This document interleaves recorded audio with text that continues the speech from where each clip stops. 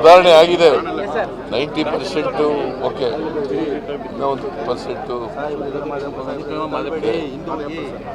ತಿರುಗಾಡ್ಬೋದು. ಇದು 20 ಬಾರಿ ಚಾಮರಾಜನಗರಕ್ಕೆ ಹೋಗ್ಬಿಟ್ಟು ಒಂದು ಇಡೀ ಕಳಂಕನ ನೀವು ತೊಲಗಿದ್ದೀರಿ, ಕಳಂಕ ಮೊದಲನೇ ಸಾರಿಗೆ ತೊಡೆದೋಯ್ತು. ಅದು 20 ಸಾರಿ ಓದೋದಕ್ಕಲ್ಲ, ಮೊದಲನೇ ಸಾರಿಗೆ ಓದೋದಕ್ಕೆ ತೊಲಗ್ತು.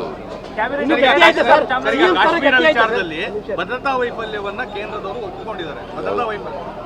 ಕಾಶ್ಮೀರ ವಿಚಾರದಲ್ಲಿ ಭದ್ರತಾ ವೈಫಲ್ಯವನ್ನ ಕೇಂದ್ರದವರೇ ಒಪ್ಪಿಕೊಂಡಿದ್ದಾರೆ ಅಂತ ನಾನು ಸತ್ಯನೇ ಹೇಳಿದ್ದೀನಲ್ಲ.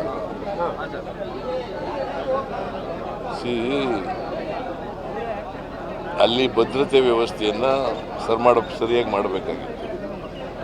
ಯಾತ್ರಾರ್ಥಿಗಳು ಹೋಗಂಥ ಸ್ಥಳ, ಮತ್ತು ಹಿಂದೆ ಪುಲ್ವಾಮಾದಲ್ಲಿ 40 ಜನ ಸೈನಿಕರು ಸತ್ತೋಗಿದ್ದಂಥ ಜಾಗ. ಇವರು ಭಾಳ ಎಚ್ಚರಿಕೆಯಿಂದ ಇರಬೇಕು. There is a intelligence file, security file. ಅಂದರೆ ಜನಕ್ಕೆ ಅಲ್ಲಿ ಭದ್ರತೆ ಇದೆ ಅನ್ನೋ ಕಾರಣಕ್ಕೋಸ್ಕರ ಅತಿ ಹೆಚ್ಚು ಜನ ಹೋಗ್ಬಿಟ್ರು. ಭಾಳ ಭದ್ರತೆ ಇದೆ ಅಂತ ಜನ ನಂಬಿಟ್ರು ಅವ್ರನ್ನ. ಅದೇ ನಂಬಿ ಈಗ ಕೇಂದ್ರ ಸರ್ಕಾರದವರು ಭದ್ರತೆ ಕೊಡೋಕ್ಕಾಗಲಿಲ್ಲ. ಅವ್ರ ಕೈಲಿ ಜನ ನಂಬ್ಕೋತಾರೆ, ಕೊಡಲಿಲ್ವಲ್ಲ. ಈಗೇನೆಲ್ಲ ಕ್ರಮಗಳು ತಗೊಂಡ್ರು ಕೂಡ 26 ಜನ ವಾಪಸ್ ಬರ್ತಾರ. ಭದ್ರತೆಗೆ ಇರ್ಲಿಲ್ವಂತೆ ಸರ್ ಅಲ್ಲಿ ಆ ಜಾಗದಲ್ಲಿ. ಬೆಲ್ಗಾಮ್ ಇದೆಯಲ್ಲ, 4 ವ್ಯಾಲಿಯಲ್ಲೂ ಒಬ್ಬ ಭದ್ರತಾ ಪಡೆಗಳು ಇರ್ಲಿಲ್ವಂತೆ. ನಂಗೆ ಗೊತ್ತಿಲ್ಲ, ಸಂತೋಷ್ ಲಾಡ್ ಜೊತೆ ಮಾತಾಡಿಲ್ಲ. ಅವ್ರನ್ನ ಕಳಿಸಿದೆ ನಾನು, ಸಂತೋಷ್ ಲಾಡ್ ಅವ್ರನ್ನ.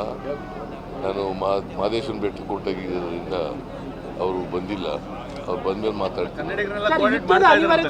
ಕನ್ನಡಿಗರನ್ನೆಲ್ಲ ಭೇಟಿ ಮಾಡಿದಾರೆ ಅವರಲ್ಲಿ, ಎಲ್ಲರೂ ಕರ್ಕೊಂಡ್ಬಂದಿದ್ದಾರೆ. ಯುದ್ಧದ ಅನಿವಾರ್ಯತೆ ಕಾಣ್ತಾ ಇದೆಯಾ? ಪಾಕಿಸ್ತಾನ ಮೇಲೆ ಯುದ್ಧದ ಅನಿವಾರ್ಯತೆ ಇದೆಯಾ? ಯುದ್ಧ ಮಾಡಬೇಕಾದಂಥ ಅಗತ್ಯ ಇಲ್ಲ, ಬಿಗಿ ಕ್ರಮಗಳು ತಗೋಬೇಕು ಅಷ್ಟೇ. ಭದ್ರತಾ ವ್ಯವಸ್ಥೆಯನ್ನು ಬಿಗಿ ಮಾಡ್ತಕ್ಕಂಥ ಕೆಲಸವನ್ನು ಮಾಡಬೇಕು.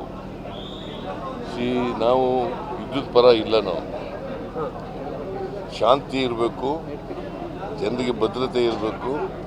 ಕೇಂದ್ರ ಸರ್ಕಾರ ಭದ್ರತಾ ಕ್ರಮಗಳನ್ನು ತಗೋಬೇಕು.